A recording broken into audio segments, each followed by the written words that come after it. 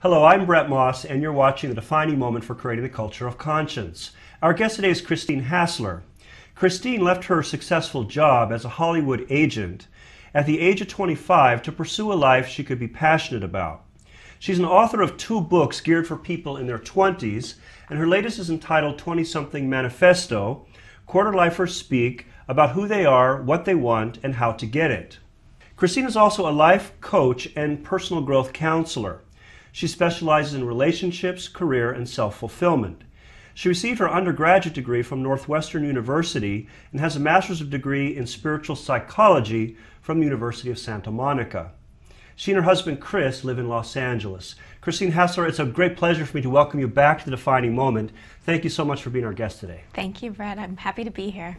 Our topic today is achieving lasting happiness in an instant gratification world. And I'd like to begin by asking you to share a defining moment from your own life. I was about 27 years old and about 6.5 months away from my wedding. And we were in a premarital counseling session. We were discussing religious differences and just, making sure everything was in sync before the wedding. And my fiance walked in. He'd been coming from work. And he sat down, and within the first minute of the session, he basically said, "I'm sorry, I love you, but I'm not in love with you, and I don't want to be with you, and we need to take a break, and I'm moving out, and I don't want to see you." Wow. And in that moment, my world really fell apart, because at that point in my life, I didn't have a career, I didn't have a lot of money, I was having some difficulty with my family, my health wasn't so great, but I really was in love with the idea of getting married, being a wife and having children. I thought that's where my road was going. And this person was also my best friend. And it really was the first time in my life I really experienced shock and despair and a sense of, I don't really want to be here anymore. I don't even want to live anymore. And I realize when I share this defining moment, people have been through far worse than that, a broken heart. However, for me, in my life, that was devastating to me. And it put me in touch with loss. I'm grateful to never have a parent die or a grandparent that I was close to die.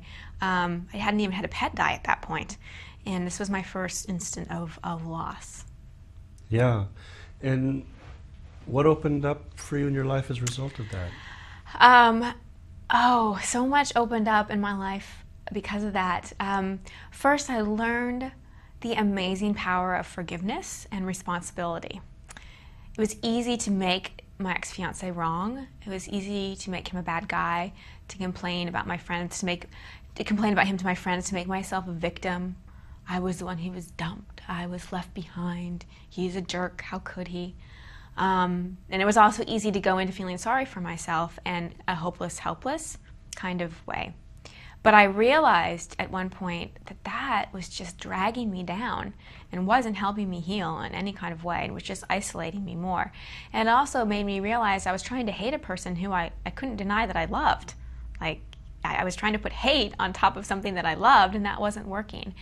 So first I learned responsibility. I learned that there were things that I did in the relationship. It wasn't like I was this perfect person and completely loving to him, and one day he just decided he didn't want to be with me. There was plenty of things that I did that perpetuated that decision. He just had the courage to end what really wasn't working, what wasn't right. So I took responsibility for my end of it, and then I moved into forgiveness and really seeing him as a courageous person for ending it, and he was doing the best he could, and I was doing the best I could, and moving into that place of forgiveness and acceptance just opened my heart up. It really just opened me up. And less than a year later, I met the man I'm married to now, and things started to make a lot of sense. Once I met Chris, my husband now, in terms of why what happened needed to happen. Yeah. Okay. That's wonderful. A beautiful, poignant, and obviously very touching testimony. Thank you so much for sharing that with us. And I know the other thing that's such a defining moment about that experience is I remember one night, I think I was on my bathroom floor, and I was just so distraught. And I made a promise, I was praying, and I said, God, if I ever figure my way out of this, if I ever, figure my way out and create a healthy life for myself again, rebuild my health, mend my heart, get my finances back in order, create a career that I love, I will somehow teach other people how to overcome disappointment. And I had no idea that promise would really manifest in a career that I love. That's remarkable. Thank you so much for sharing that. Based on your research and investigation of the society and culture in which we live, what are some of the unintended consequences of creating a reality based on instant gratification and 3-minute attention spans? Yeah, the instant gratification we've sort of become addicted to. We live in such a fast-paced society. It's like if you want anything in the world, all you have to do is go to your computer, and literally within, if not an instant, within a day, you can have it. If you want to talk to someone across the world, you don't have to write a letter and wait and wait and wait. It's like in an instant you can connect. So it's sort of become this way of being that we're accustomed to, that I want what I want and I want it now. And what's been lost in that is there isn't patience, there isn't a paying the dues, there isn't any kind of struggle involved. And so what happens is when people don't get what they want, they don't get that instant gratification, and here comes the symptoms of I'm struggling or I'm suffering or this is hard, and there's no familiarity with that, it can really put people in a downward spiral. I can speak for myself in that, when I didn't get what I wanted, take for instance, the marriage working out that I wanted, I was left in this state of, oh my gosh, I'm not getting what I want. I don't know what to do when I don't get what I want. I'm used to getting what I want. I've always gotten what I want. What do I do? And I really had to learn, patience. And I think the pitfall that so many people fall into in the instant gratification and the short attention span is missing moments in life, missing huge learning opportunities. When you're always trying to get something, or you're always trying to fill a void, or when you're always thinking about what's next, you're missing a moment of connecting to another human being. You're missing a moment where, intuition can come in and you get clarity about something. You're missing a moment to actually enjoy being a human being in a physical body, stopping and, the whole phrase, stop and smell the roses, exists for a reason, and instant gratification and short attention spans has totally killed that. Yeah, okay, very clear, thank you. What are some of the pitfalls of constantly comparing ourselves to other people? The pitfalls of constantly comparing ourselves to other people, the biggest pitfall is it's a no-win game and a never-ending cycle, because there's always somebody smarter, better looking, richer, funnier, more successful. There's always going to be somebody that's more, better, or different in some way. So it's a game you can never win. So why play anyway? And what it does is it puts us in a constant state of separateness. We're all human beings and we're all interconnected. And when we're comparing ourselves to each other, we're separating ourselves from each other. We're creating that internal competition and judgment of ourselves and judgment of another person. The truth is, no one is more or better. That's only our perception. That's only a judgment. And if we can really see through loving eyes, see through the eyes of God, we'll see that comparison doesn't really even exist. Everyone is their own unique being, but at the same time, we're all so alike in so many ways. And so when someone gets in that cycle of comparison, it's like self-abuse. Really is kind of the best way I can really sum it up, because it's constant degrading of yourself, putting yourself in low ego, or puffing yourself up and putting yourself in high ego and trying to make yourself better than someone, which at our essence none of us really like to do. People might get off on it for a little bit and feel like, oh, I'm so much better, but all of us in our humanness have some guilt associated with feeling better than somebody else. So that comparison game is really just a game. So I encourage people just to get off that court. Okay, very clear, very simple and straightforward. So what are some of the remedies that you can offer for freeing oneself from the despair which is created by comparing oneself to others? Well, a good remedy is to cultivate the consciousness of abundance. A lot of times what happens with comparison is there's jealousy, or there's envy, or there's some kind of belief that if that person has that, then I can't have it. You know, it perpetuates the thinking of that there's lack. But if we can all get that there's enough abundance in the world, and I'm not just talking about money, I'm talking about just joy, happiness, success, there's enough to go around. And if one person has more of something you think you want, that doesn't mean that they're taking from a pot and you're going to have less. So that's the first thing.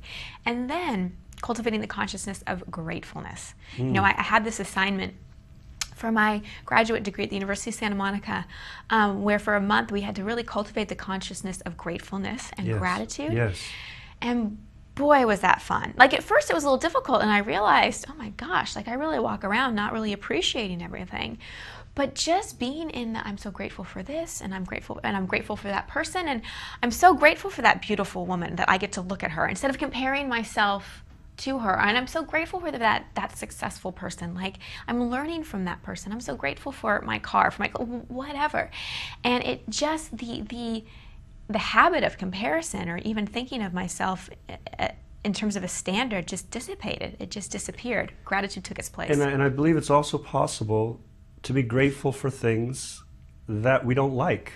Absolutely. That aren't nice. You know, that's such a good point. That's such a good point. And I'm so glad that you brought that forward, Bret, because if we can be like, okay, I'm grateful for the fact that I'm getting pulled over right now and I'm going to get a speeding ticket, you know, and bring humor to it sometimes and bring the learning. I'm grateful, you know, I'm grateful that my fiance left me. I really am. And when I could get to being grateful for it and see it as a blessing rather than a bad thing that happened to me, totally shifted it. Yeah. Why is it so important for anyone to gain clarity about who they are, what they want, and how they're going to get it? I think it's important to gain clarity first and foremost about the question, who am I? I think that's the hardest question that any of us answer in our lives. You know, I always used to answer that question by roles that I played or things that I did. I am a daughter, I'm a Texan, I'm a woman, I'm a wife, I'm an author, you know, by things I did, roles I played, etc. But that's not who I am. Those are just things that I've done, or, you know, circumstances. It's not really who I am. And my process of really discovering the answer to that question was really getting to the core of, you know, what are the qualities that make me me? You know, when I'm really in my joy or in my gratitude or in happiness, you know, what comes out of me? Like, what do I really have to share with other people? You know, and that's the question that we all need to start with, is really, who am I? What makes me tick? What gets me excited? You know, what really brings me joy? What makes my heart sing? You know, and so many people focus on that question, what do I want, before they answer the question, who am I? And I'll share a short story where I got confused in this question. So I skipped ahead to the question, what do I want, very quickly, and was focused on my career when I was 16 years old, and decided I wanted to work in the entertainment industry. That's what I want, that's what I want. And when I left it suddenly at, you know, 25, 26 years old, I realized that I had no idea who I was. I was only chasing after what I thought I wanted. And what I wanted wasn't really true, because I never stopped to ask who I am. I picked the entertainment industry because in high school and in junior high, I was teased and I wasn't in the popular crowd. And I made the judgment that being popular equals being happy and liked. And to me, the entertainment industry represented the adult version of the popular crowd. And I thought, hey, if I can prove myself in that field, then I'm finally going to feel good about myself. So I designed a whole career over trying to heal an insecurity that I had from, you know, years and years and years ago. And when I realized that, I was like, oh my gosh, I've been designing a life based on the concept that who I am is an insecure, unpopular person. And once I really got to, wait a second, that's not who I am. That's stuff that happened, but it's not who I am. Then it was more clear to answer the question, what I want, what do I want? And then I was able to see, gosh, what do I want? In terms of, like, you know, a lot of people think, what do I want? It has to equal a specific job. It doesn't. How you clarify that question are, what are the things you want to be doing every day? How do you want to contribute to society? Even something specific like, do you want to be able to wear jeans to work or not? Do you want to work with 50 people or work in a company of 100,000 people? You know, what is the quality of life that you want? And then in terms of how do I get it, clarifying that question is really realizing that we're all completely self-responsible for any action that we take and anything that happens in our life. So how do I get it is it's key to focus on goals rather than expectations. I say to people, if you are at the bottom of a staircase and your destination is to get to the top of the staircase, do you take a running leap and try to skip steps all the way to the top? No, you'd break probably one or two legs. Right. You go step by step by step. So in the how do I get what I want, it's important step by step by step, rather than looking at the top of the staircase trying to get there, looking at the long term. It's important to have a focus and a vision, but really bring your dedication to each step of the process. The most important thing in clarity about discovering who you are is really asking the question, really realizing that it has nothing to do with anything outside of any of us. Clarifying who am I has nothing to do with any external thing. It has nothing to do with your relationships, your career, what you do. And once you have clarity about that, I think it's easier to kind of go within and check inside and see what's in there. You might discover a sense of humor that you didn't know was there. You might discover a passion for something that wasn't there. You might discover creativity that you didn't know was there. And so I think it's really just cultivating an internal process. To me, I think spirituality and meditation is crucial in answering the question, who am I? Because who we are on the truest level is a soul. It's what's left over after we pass from this life. Exactly. It's what continues on forever. Exactly. It's like this is the shell, right? And inside there's a soul. And we get so focused on the shell and what the shell's doing and what the shell has and how the shell looks that we forget that inside there's a soul where there's a lot of wisdom. But it takes that mind, that ego mind, kind of shutting up for a little bit to get quiet enough to start to look for what's within. So to someone seeking clarity, have a quiet time, start some type of meditation practice, start some type of spiritual practice, find a spiritual teacher, that can guide you in that discovery. I think so many people live by the motto, the person with the most toys at the end of their life wins. How do we disconnect ourselves from that kind of mentality that's all pervasive in today's world? Yeah, it's interesting. I was reading an article about conversations that a psychologist has had with people as they were dying, and no one ever mentioned their job or how many cars they had. They mentioned people they loved, wishing they had more time with people they loved, and that's what people talk about. And yes, America today is very obsessed with our toys and our games, and I do think that's in the cultural conditioning. I mean, it's all around us. Success is perceived as having a lot of stuff. Older people are not valued in our society. Age doesn't equal wisdom. It's like as you get older, you're supposed to be getting richer, not necessarily wiser. And we put people on pedestals that have achieved a lot of material wealth. Yes. And I think what helps is more people coming forward that have achieved a lot of that stuff from the outside and saying, hey, it didn't make me happy. Yeah.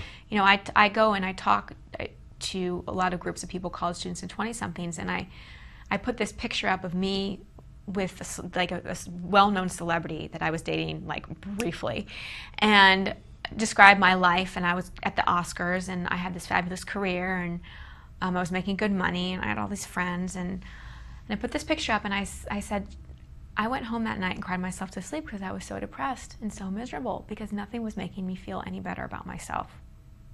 And I think as people start to share that it doesn't matter, more people might start to get, oh, really? A Ferrari won't make me happy? Oh, okay. Okay. Very clear. Thank you for your honesty about that. Please give us a brief overview of a process for how anybody can clarify their goals and dreams in life. Well, dream clarification and getting clear on goals, there's lots of ways to do it. My instinct is to say right now the first step is excavation. Before we can get clarity about where you're headed, you have to get clarity about what's been blocking you, like what's in the way. What are the roadblocks that are preventing you from really seeing clearly where you're headed?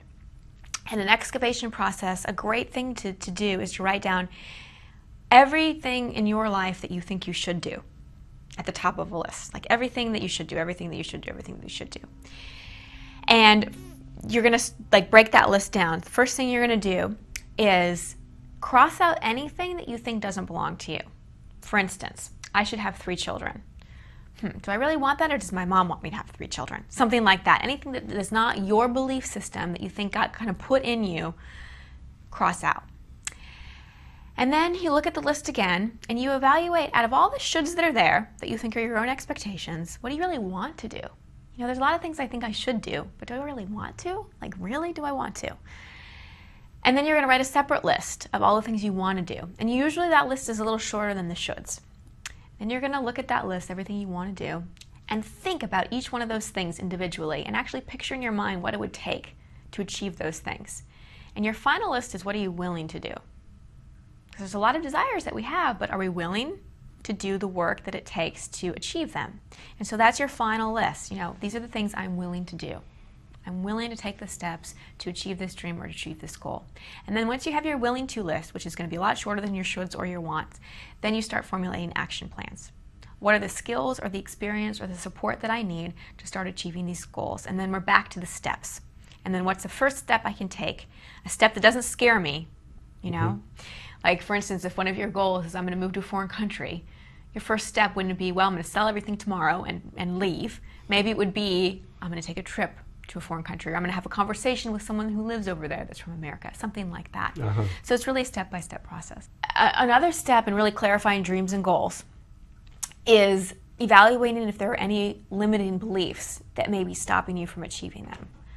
If one of your dreams is to perhaps get married and have a family, and you have any insecurity or limiting belief in there that maybe I'm not worthy, or I'm not deserving, or I'm unlovable, or everyone leaves me, any of those limiting beliefs, that can really stop you from manifesting your heart's desire. So it's becoming very honest with yourself, and very honest with those belief systems that are in there. There's voices that tell you you can't, and forgiving yourself for having those judgments, and then reframing it, and affirming what the new belief that will help you support your goal. Like, I am lovable, I am worthy. Tell us more about that reframing.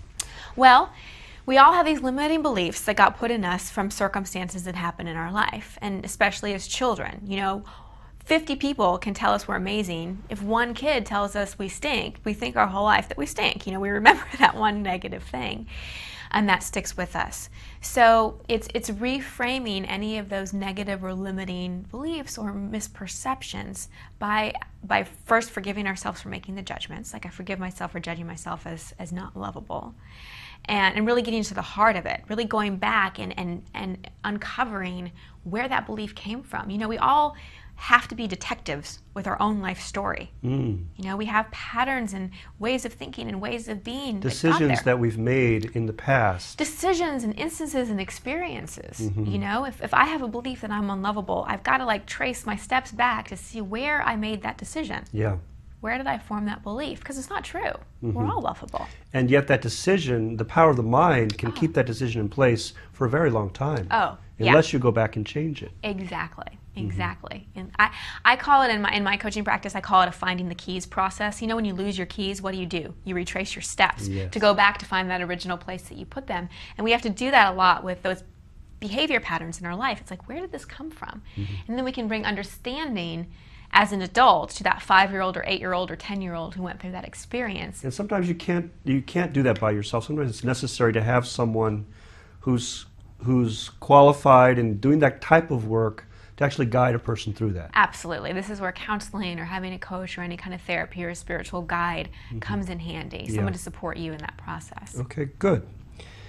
Why do you encourage young people to fall in love with themselves as a foundation for building a lasting marriage? Anybody I encourage to fall in love with themselves first, and really to have a loving relationship with yourselves. It's sort of like, you know, when you board a plane, and one of the things that they say to you is, when the oxygen masks come down, put it on yourself first before you try to put it on someone else. Same kind of goes for love and relationships. And this is something that I'm, you know, learning and cultivating every day in my own marriage. It's like, if I'm not being loving and accepting of myself, I find myself being irritable and judgmental of my husband. It's a total projection. You know, so it really is that constant relationship with ourselves instead of expecting someone else to fill a void in us. And what I see young people doing a lot of times is trying to fulfill any kind of insecurity or ache or pain with someone else's love. You know, trying just, if somebody loves me, then maybe I'll be happy. And no one else's love can ever fill a void that is inside of us that is incumbent upon us to fill on our own. And so we either fulfill that on our own, or we can look also to God for that love. Definitely. It can be teamwork. I'm all about teamwork with God. I'm all about that. Very good. Thank you. Tell us why our perception of love and romance is warped, and about the wisdom in searching for one's soul match as a means of experiencing lasting happiness. Yeah, well, speaking as someone who was a bookworm and read way too many romance novels and watched way too many romantic comedies and movies, I think that's one of the reasons our perception of romance is warped. I mean, the way movies are scripted and TV shows and even books, it's so romantic and it's so kind of far-fetched, and it's so like, you know, running through fields of sunflowers in slow motion, and we kind of think that's what romance is supposed to be like, you know, either this hot and heavy thing or this, you know, I look in your eyes and I see fireworks, and it's warped our sense of what love and true connection is, and put this expectation that we're supposed to meet this person and time stands still and we know they're our soulmate.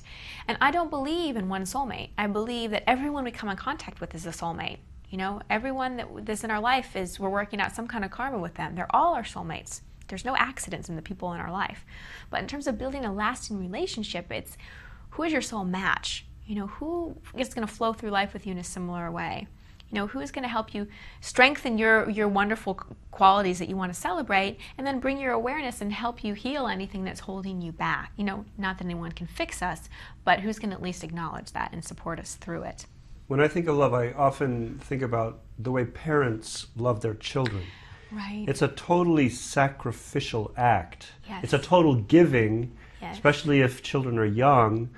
Parents don't get a lot back. Absolutely. I think, though, that you know, the love a parent has for a child is more unconditional than maybe a romantic relationship would be. And I hear a lot of young people especially say, I want someone to unconditionally love me. And I say, that's an unrealistic expectation. Because there's conditions to romantic relationships in terms of, you know, things that don't go in a relationship. We're going to be more accepting with maybe a child than just in a romantic relationship. So I think that there has to be a realization that it's a partnership. You know, it's not all romance. Some of it's like, you know, a partnership. Are we really aligned here? Do we really share our values and morals? Can we communicate? You know, that type of thing. What doesn't work for me? What doesn't work for you? What are the deal breakers in this relationship? I think those are important questions to ask. Very interesting. So on that note, I want to thank you so much for having been our guest. How can our viewers get a hold of your book, 20-Something Manifesto?